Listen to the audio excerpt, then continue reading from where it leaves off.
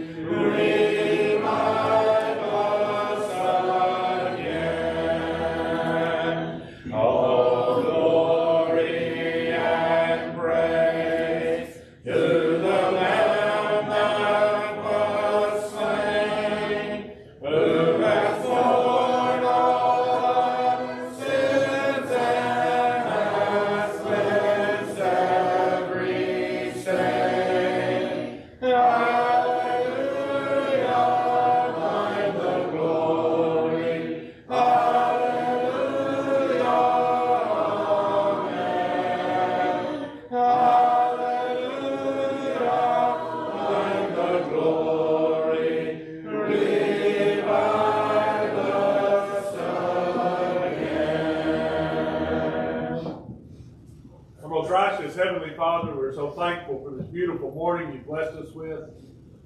Thankful for this building that we have, that we're able to come together and sing songs of praise to you and to study from your word. Father, as we go into our classes this morning, we pray that each of us has prepared our hearts to study your word. We pray that you'll be with the teachers, that they might have a ready recollection of the things they've prepared, that they might teach things from your word that will help us to lead our lives more pleasing in thy sight. Be with us as we go through this class and on through our lives. We thank you most importantly for your Son and our Savior, Jesus Christ. And it's in his name that we pray. Amen. Amen.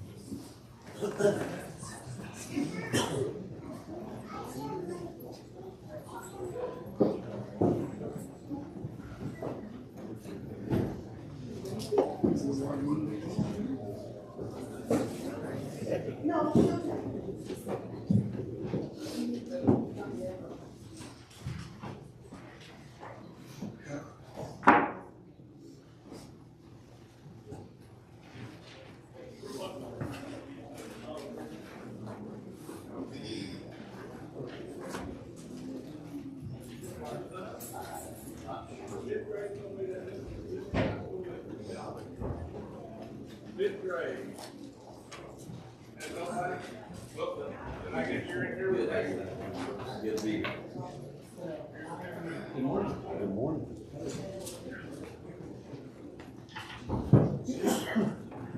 We have embarked several weeks ago on a study of the Sermon on the Mount, and there are still several lessons left. All the lessons that we have are not even going to touch on the small percentage of the actual information that's in it. But we'll go through the lessons that the young man has prepared for us. Today we're on taking oaths. It's found in Matthew chapter 5. We talked about last week the fact that the Jewish people were prone to take commandments, instruction, divine revelation, and sometimes fail to follow those very accurately. Sometimes not only did they not fail to follow it, they changed it. It's sad when we look back and see some of the things that they practiced routinely, and we think about how far away from the truth they had fallen.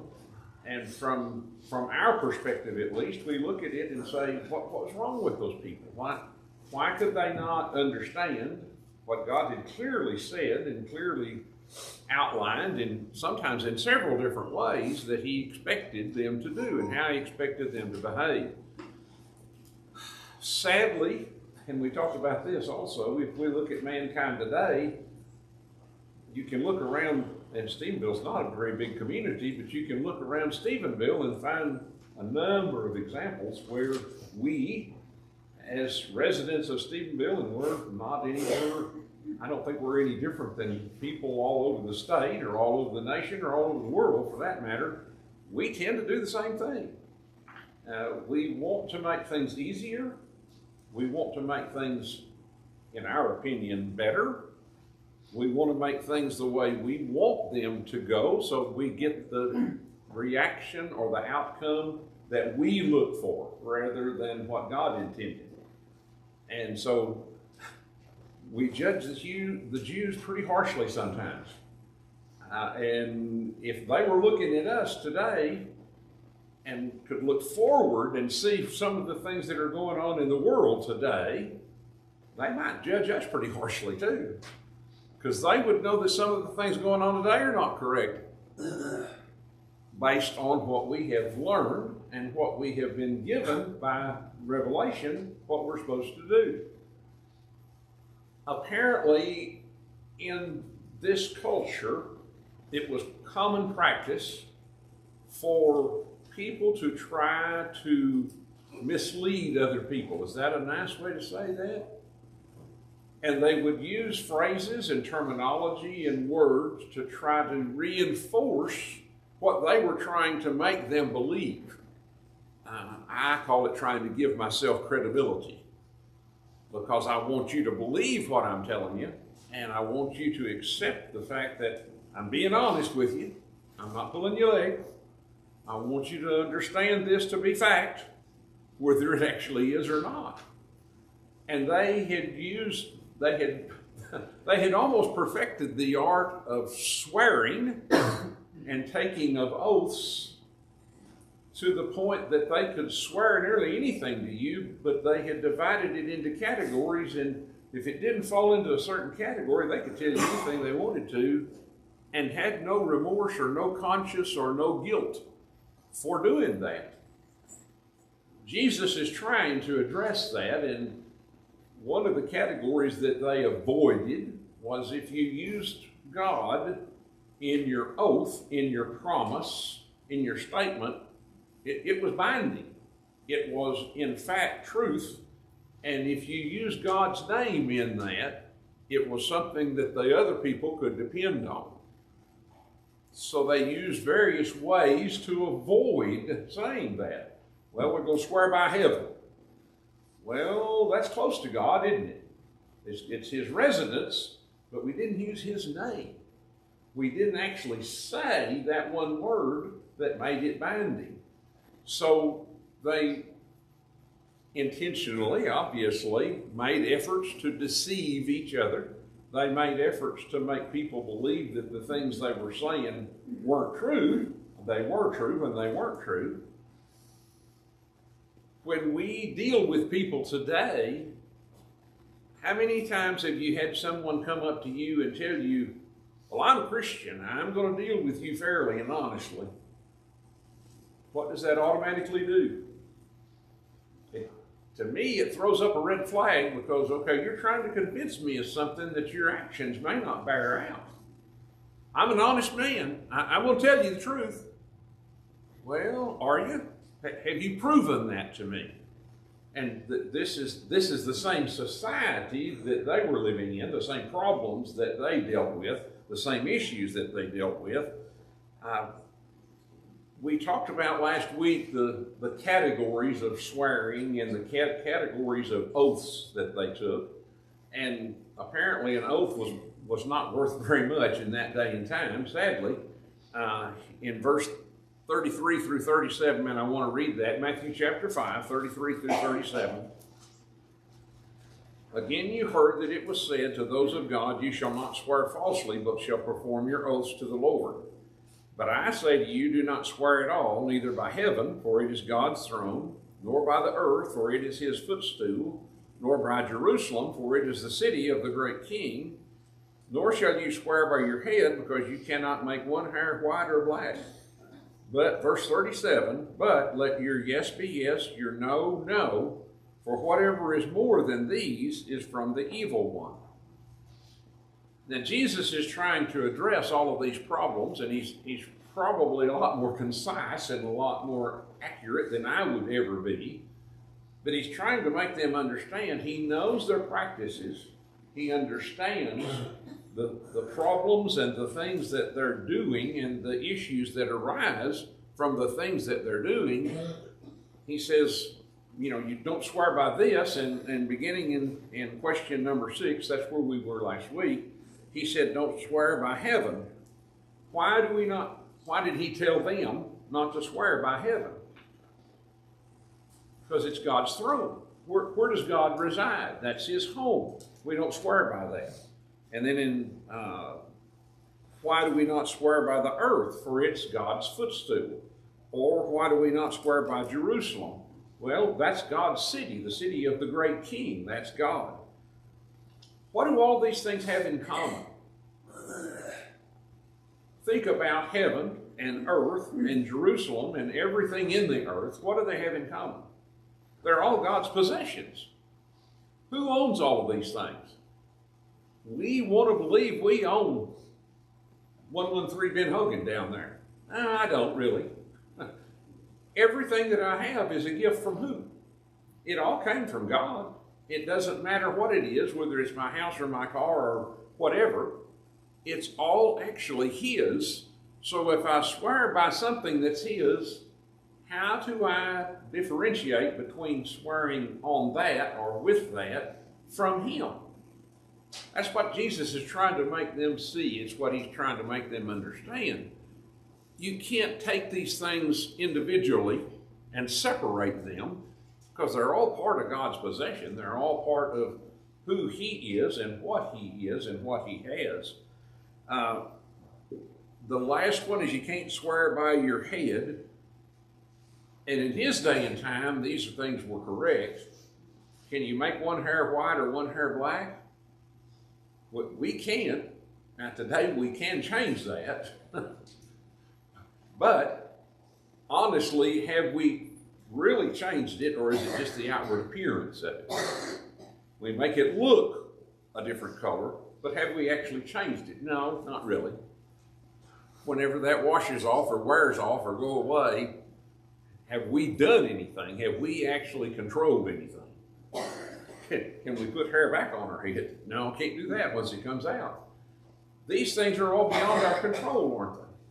These things are all part of God's plan, and they're part of his world, and they're part of the things that we live in and live with, but we don't control them. And Jesus, is trying to make them understand these things that you're swearing an oath by, you don't have any control over them. You don't have any possession of them. Even if you think you do, you're just fooling yourself. And he's trying to make them understand that the things that they're supposed to do is to deal with each other in the same manner that Christ dealt with everyone. And how was that? With integrity, with honesty.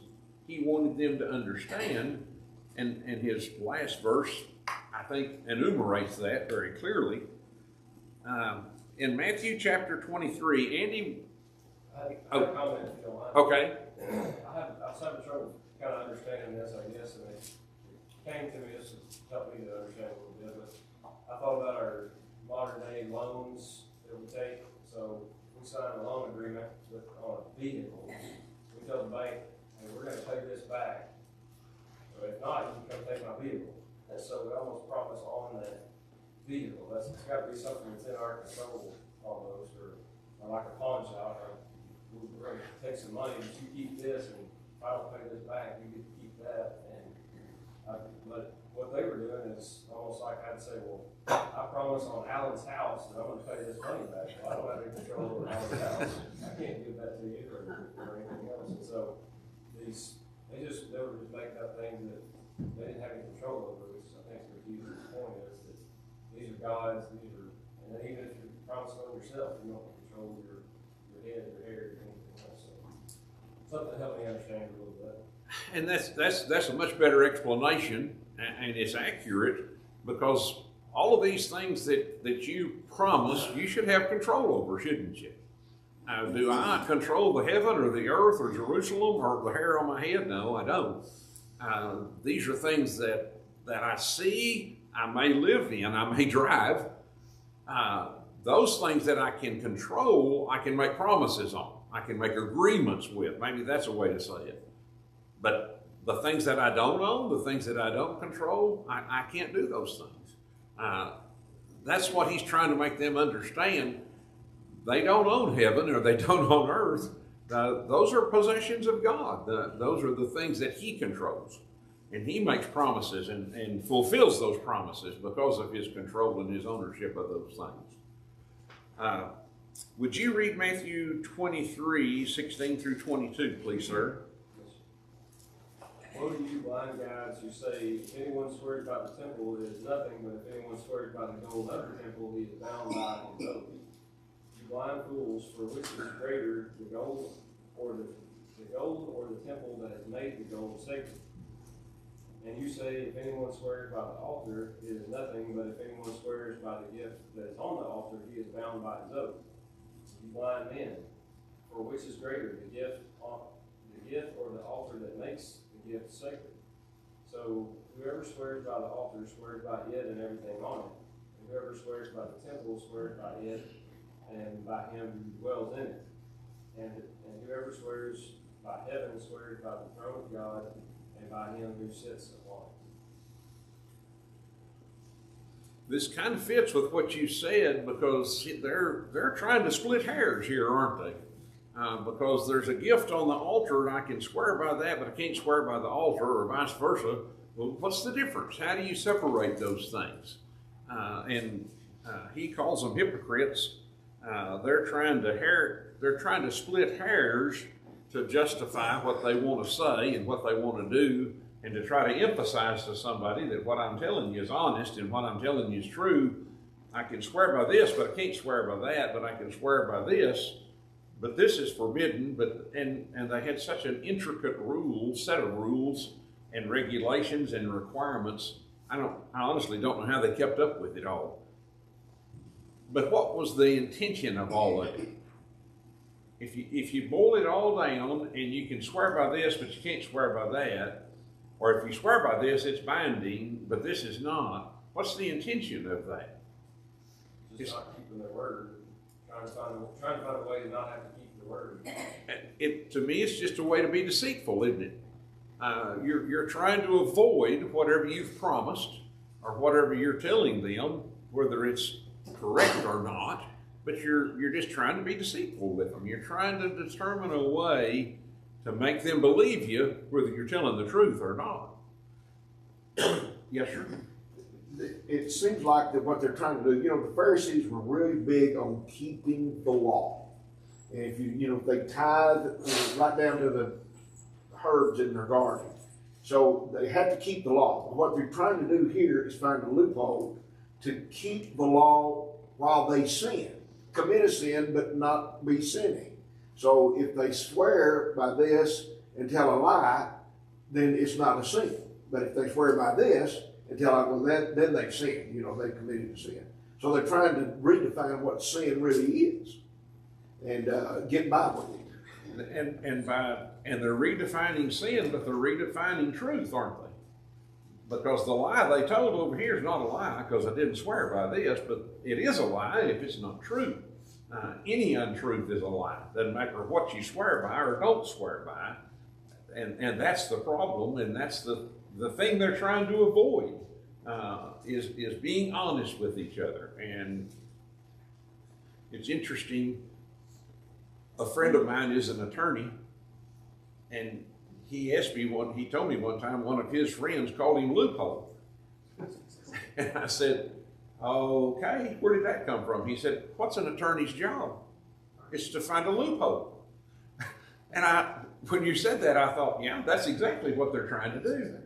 They're trying to find a loophole, a way to get around doing what they know they're supposed to do and not get in trouble for it. That's the catch, isn't it? I can get around it, but if I get in trouble, it doesn't count. But I've got to figure out a way to get around it and not get caught, not get in trouble for it. Very much like the loophole that they created about taking care of their father and their mother. Mm-hmm. Well, if I've got this money I'm supposed to give you, but I'm going to give it to the temple, and so I don't have to give it to you. Well, I can keep it because it's really not going to the temple in the first place.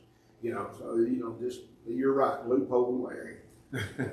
and that's what they're looking for. That's what they're trying to find by their various methods of swearing and failure to be honest with each other. That's what they're seeking to do. I'm going to go back to Andy's example. When you purchase a vehicle, how many sheets of paper do you sign agreeing to pay this note, to take care of this car, to provide insurance, to do the things that you're going to have to do to make this car usable for you. But what's the other side of that? If the bank takes it back, what do they want? They don't want a bucket of boats. They want a car that they can do something with. How many, and I went through this not too long ago, I don't remember how many pieces of paper we signed agreeing to do all of these things, when used to I could walk in and shake hands and sign one time on the title application and that's good enough. Well, it's not that way anymore. Why has our society fallen, I'm going to say, to the point where we have to do all of this? It's because of what Buddy said. We're always looking for that loophole, aren't we? We're looking for a way to buy a car and not pay for it, but not lose it either. I want to keep it, but I don't want to pay for it. And we're always looking for a way to avoid doing what we've agreed to do. And this is really sad. It's sad in that world. How does that affect us, maybe I should say, in the world of the church? Are we not required to fulfill certain things to be Christians, to be acceptable? And if we look for ways to avoid doing those things, are we any different than those Jews of that day looking for a way to avoid making the contribution, I think that's a right way to say it, that they were supposed to make? We as Christians are required to do certain things. Do we fulfill those obligations? Do we keep up with the things that we're supposed to do? And then do we do it? Or do we look for loopholes, a way to get around it, or a way to do part of it without doing all of it? And the sad thing is, being human, sometimes we do. We look for a way out. We look for a way to avoid, maybe not all, but part of what we're supposed to do. And this is what Jesus is telling them about, but it's applicable to us today just like it was then. Because we struggle with the same things that they did. That our society struggles with the same thing that their society struggled with. Honesty and integrity, and the ability to believe when somebody told you something, that this is the way it is, and this is the way it's actually going to be. Now, taking oaths is the title of this lesson. In Genesis 26:3, Jim, would you read Genesis 26:3, please, sir?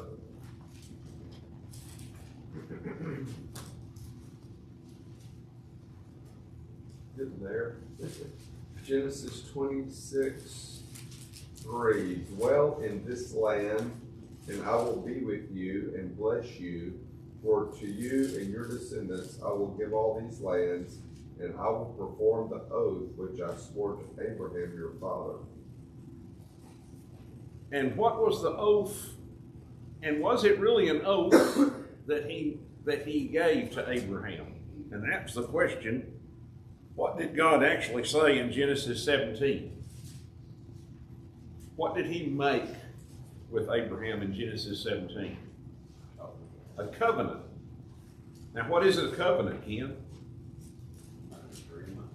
An agreement between two parties, or maybe more than two, but it's an agreement between these two parties to perform certain things.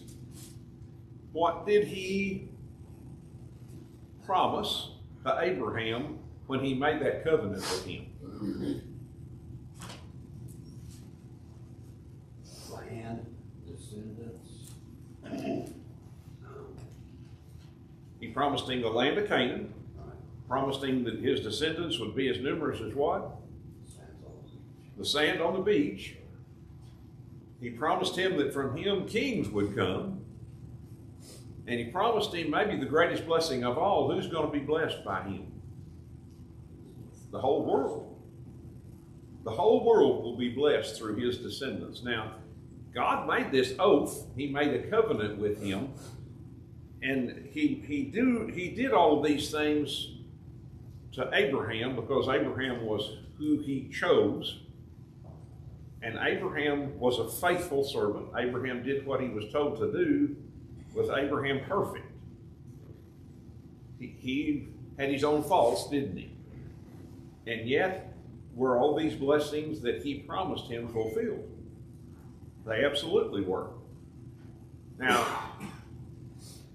God's oath, and he made an oath with him. He promised him something. And I'm going to go back to what Andy said. Who is in control of all these things that God promised? God was in charge of those things, wasn't he? He was in control of all of those things. And he was able to provide these things because he was in control. He had all these things. And he was able to provide these things for him just as he had told him that he would. And it's interesting when we stop and think about the things that he promised him. How many years did it take for all these things to come to pass? I haven't done the math, but it's a long time. It wasn't anything that happened quickly. It wasn't anything that Abraham saw the fruition of, and yet Abraham believed him because he believed God. He believed him to be honest. And I think he understood that God is in control of these things. And God has the ability to not only to promise these things, but to actually deliver these things. And once he had the understanding and the belief that God could do it, he acted on it. Did you have something? Well, and the difference, God can say and do. We might not have our next breath. We can't promise something in 5 minutes because we have absolutely no control. All control is in God's hands. And because it's in his hands, he can promise anything he wants to, can't he? And not only can he promise it, he can deliver it, can't he? Exactly. And I think we fail to realize that sometimes, Weta, because we make promises and we make commitments and we, I think, sometimes foolishly don't understand how fragile our life really is. My intention is to do these things, and the Lord willing, I'll do these things, but do I actually have control over them? I absolutely do not. Not your next breath. Not my next breath, for sure. And when God promises, and I want to tie this to something else, when God promises to do something as he did for Abraham, Abraham accepted that and believed that and acted on that, didn't he? Now, is God any less capable of providing the salvation for us that he promised to do the things for Abraham? And I think that's where we fall short sometimes, is we don't have enough faith to accept that God does control that, even though we do not. He can provide that because that is something that's in his control and it's in his ability to do. And all of those things that he promises, and is there anyone any more faithful than God to fulfill his promises? And part of it is exactly what you said. We don't have control over a lot of things, and we maybe have good intentions to do things, but we really can't control all of the circumstances that surround us being able to fulfill those things. So that's a large part of the equation and a large part of the outcome of what's going on, because God has that ability and we do not. Matthew 5:37 is an interesting verse. And you look at that verse, and if you don't read it but just one time, I don't think you grasp everything that there is in it. I'm going to back up to verse 36. Nor shall you swear by your head, because you cannot make one hair white or black. And then 37, but let your yes be yes, your no, no. For whatever is more than these is from the evil one. Now, what's he trying to impress on them? On the surface, what's he saying? Sir? Be honest. Be honest. That's exactly right. Your yes means what? It means yes. And your no means no. Because I understand that when you say yes or when you say no, you're going to be honest with me. And I can ask you to swear 6 oaths, But is that going to help your honesty or your integrity? It's not. But if you're honest, and I know you're honest, your yes is going to mean yes, and it's always going to mean yes. Maybe that's the catch. Sometimes your yes means yes, and sometimes your yes may mean no. Sometimes it may be maybe. No, it's always going to mean yes, or your no is always going to be no. When he goes to the next level and says anything more is from the evil one, what is he talking about? Swearing falsely. Swearing falsely. And because we're swearing falsely, who are we serving at that point? We're not serving Christ or God, are we? Well, we're either serving self, and when we're serving self, we're serving Satan. Because that's what he wants us to do. He wants us to deal with others the way he is. Who's the father of all lies? Satan is. And if we're not telling the truth, if we're not being honest in what we're saying and doing, who are we following? We're certainly not following Christ, are we? We're following Satan. We're following his path and his desire, and his deceptions are what Christ is trying to make us recognize, that when we deceive, especially intentionally deceive, we're not serving him, we're not serving God, we're serving Satan and Satan's desires and Satan's wishes. This is a long lesson to get to that bottom line, but if we're honest, whose kingdom are we going to be a part of? We're going to be a part of God's kingdom, because we're going to follow his command. We're going to faithfully execute the things that he asks us to do. We're going to do our best to avoid the things that he tells us to avoid. But when we're on the other side, we're not serving him. And he says it clearly here. It's coming from the evil one. It's coming from the other side. It's coming from the other person who tries, the other entity, I should say, rather than a person, who tries to control us. Person's right. Okay. But he seeks our destruction. And he makes no bones about that. The problem is we don't recognize it. We don't see it. Sometimes we don't believe it, I don't think. But it's true, and it's a fact, and he has from the very beginning. And he continues to do so today. When you look at all of these, and you look at how Jesus closes this, let your yes be yes and your no be no, he's talking about honesty, he's talking about integrity, he's talking about being trustworthy. All of these things are a part of what in our life?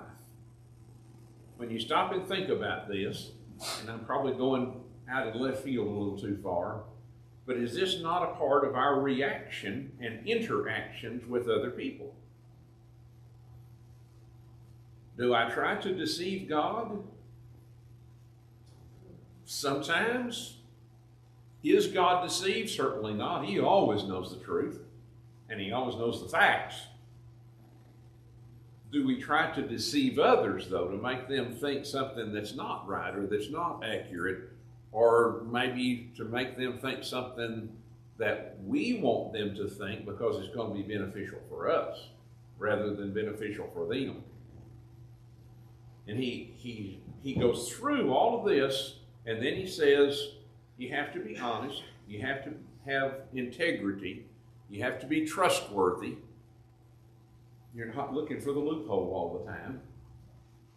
You're looking for the way to fulfill what you've agreed to do and what he has required us to do. Those are the things that Jesus is trying to make them understand, and trying to make them understand how important it is in their relationship with other people, but how important it is in their relationship with God also. Yes, sir?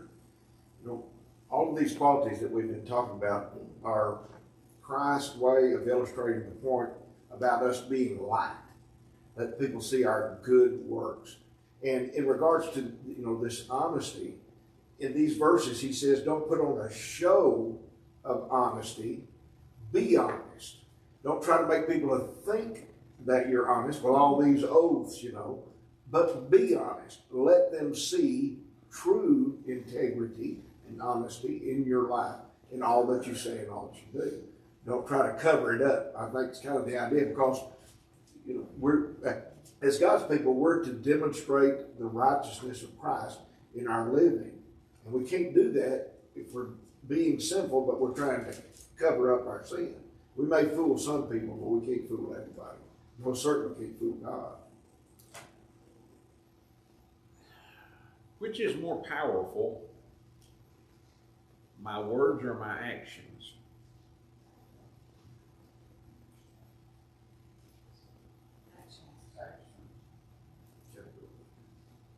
My words can be powerful, and they can be far-reaching. But generally speaking, my actions are going to determine whether you believe my words or not. Now, I can promise a lot of things, but if I don't deliver on it, what are you going to think of me next time I make a promise to you? You're going to doubt it, aren't you? There won't be a next time. Sir? There won't be a next time for you to make a promise. If you're wise. Yeah. Yeah. You're certainly not going to accept it the next time, are you? So my words may be really good, and my words may actually be positive and be along the right track. But if I don't live that, and if I'm not the light, like Buddy said, then am I really going to exemplify what I should to reinforce what my words said? And the other side of that coin is, if I am that light on a hill, are words always necessary? Because they see the example, they see how you live, they see what you do. Now, there's words spoken, there's things expressed, but it may not be personally to that person. It may not be something that's addressed specifically to them. But they're going to see that, they're going to recognize that, they're going to understand that, yeah, this is how he lives, this is what he does, this is who he is. No matter whether I address that person directly or not, they still see that. Did you have something? There is a saying, and I don't know where it came from, you and Gene probably does, but it says, I can't hear what you're saying or see what you're doing. And so that is exactly, our words have no power without it. And that's such a true statement, because if I expect you to listen to me and heed what I say, what kind of example must I have? It must be one that's consistent with those words. And if it's practice what you preach. yeah. There's an old saying, and it's, do as I say, not as I do. See, that's always bothered me. Because if I tell you to do something and yet I'm not going to do it, why would I expect you to? Why would I think that would have any impact on you at all? He's telling them, yeah, your actions are important and so are your words, and they must be consistent. And they must be something that the people will accept. And the consistency is a large part of it, I think. Ken's point is, if my first promise to him is not fulfilled, there may not be a second. There may not be another opportunity. And if you don't have that second opportunity, how can you correct what you messed up the first time? You can't. It's not going to be possible. Now, one of the questions at the bottom of the page is it wrong to have a legal contract with someone?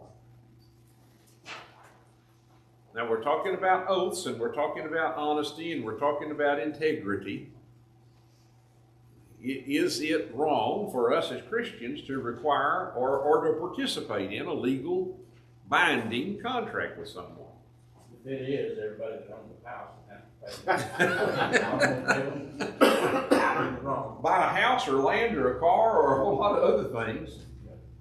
And see, people have tried to pervert this and say, well, I can't sign a contract because I'm taking an oath, and Jesus said don't take oaths. Is that what Jesus really said? No, it's not. What about the oath that you take in a courtroom? And this is something that has been debated back and forth. we got two examples I think that we should think about. First of all, God in Genesis 22 takes an oath. He swears by himself. And then Jesus is put under a legal oath in the kangaroo court before he's crucified, and he answers the Jews who put him under oath. So those are two examples of God involving themselves in an oath. So the oath that we take in a courtroom is not covered by what Jesus is teaching in Matthew 5. I don't think it is either. I've had people tell me that it was, and I've seen people refuse to be sworn in for an office because you are supposed to hold your hand up and say, "So help me God." I've heard people that would not take an oath in a courtroom that were sworn in to be jurors or sworn in to be a witness in a trial. They didn't want to take that oath because they said it was a violation of their religious beliefs. I don't know how that could be, but I've heard that excuse used in both of those. And Buddy's examples are two perfect examples. Did God swear an oath? Yes. And did he swear it by one greater than himself? He swore it by himself because there was none greater. And so do I swear by one greater when I swear to God? Yes. And so I don't see that there's an issue with that, but there's people that won't do that. There's people that refuse to do that. And the last question, does a man's oath change your mind if you don't trust his word? Do all the oaths that he can come up with and swear and tell you, does it change the fact that you don't believe him and don't trust him? It's not going to, is it? Generally, if it starts off with "I swear," it's a lie. It's probably not going to be honest anyway, is it? Any other comments or questions about this? This is something it's interesting to me, but all of his teachings are relevant, and all of his teachings, if we'll stop and think about them, we live in the world today where we deal with people in a number of different ways, a number of different settings, a number of different circumstances. But how do we deal with them? Are we honest with them? Is our yes, yes, and is our no, no? And do they require more than that of you? I don't know if you've thought about that or not, but if they require more than that of you, what does that tell you? Maybe they don't have that kind of confidence in you. Maybe you've not proven yourself to them yet. If it's a legal thing, like Andy talked about earlier, the bank doesn't know me. I'm just a name on a piece of paper, but I'm agreeing to do certain things when I sign that contract. And it is binding because it's a legal document. Thank y'all for your participation. We'll pick up with the next lesson next week, which is, and I've already forgotten, sweet revenge.